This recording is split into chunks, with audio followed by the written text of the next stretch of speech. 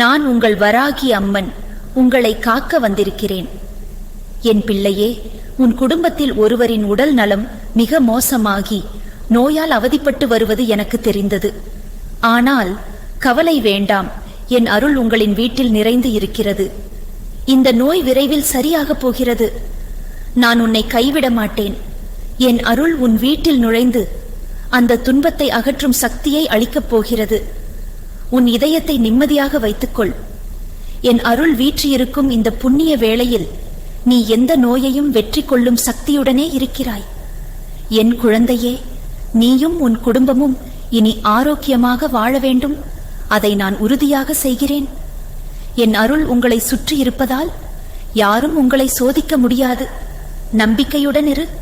உன் வீட்டில் நோய் துன்பம் எல்லாம் நீங்கி நீங்கள் எல்லாம் மகிழ்ச்சியுடனும் வலிமையுடனும் வாழ்வீர்கள்.